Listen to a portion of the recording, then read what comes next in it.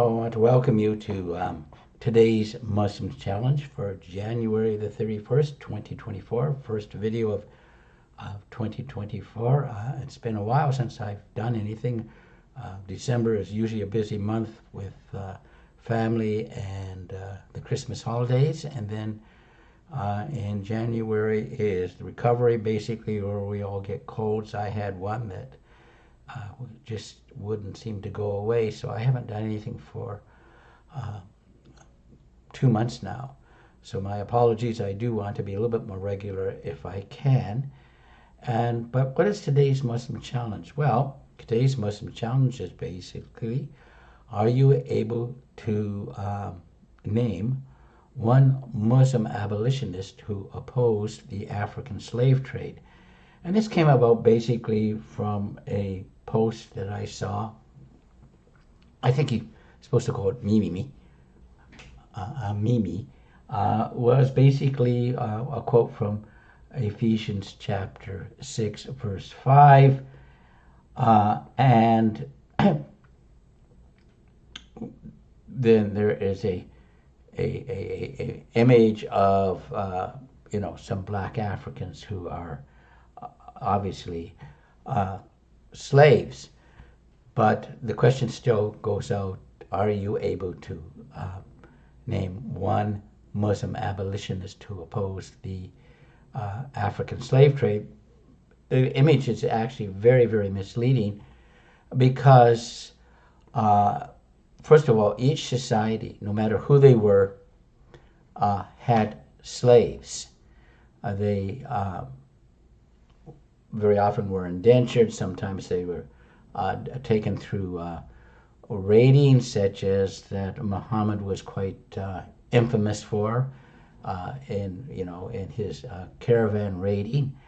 There was also basically the as Islam progressed, they moved as they moved into further and further south into Africa. They took slaves, and in fact, most of the slaves that were taken, especially in East Africa, went up into Muslim nations. And what is not mentioned is that most of the male slaves were castrated.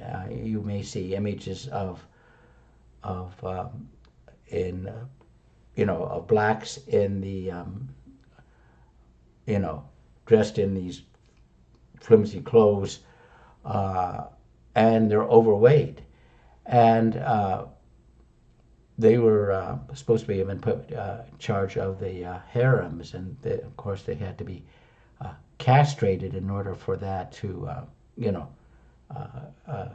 with it. So that's that's a part of the picture. It also ignores that most societies, had slaves, but slavery in Islam, as far as I understand, it is still going on. There was with the fall of Gaddafi, there are slaves that were taken. Of course, there's Darfur, Mauritania. I didn't abolish slavery, I believe, until 1980. So if you're going to post things like this, you need to look at the whole history and the whole history of slavery. The ones that actually opposed the African slave trade, or I think some people would say transatlantic slave trade, were Christians. The great abolitionist William Wilberforce, John Newton, Harriet Beecher Stowe, these people were devout Christians and who opposed the African slave, the transatlantic slave trade.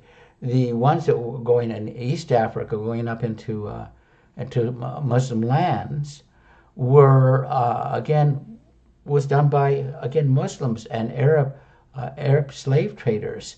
And so again, what Muslim named the Muslim abolitionists that opposed the African slave trade?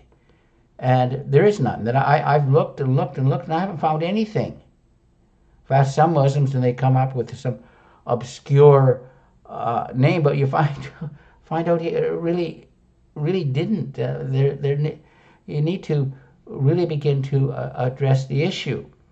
I think we also need to address the issue, basically, of what the Bible has to say about slavery. First of all, in the ancient world, slavery was a norm, and the Bible has a lot to say about how slaves are to behave, but it also has a lot to say about how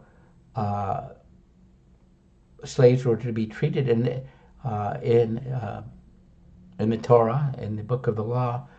There are certain rules that how slaves were to be treated, and who could be a slave and who couldn't be a slave.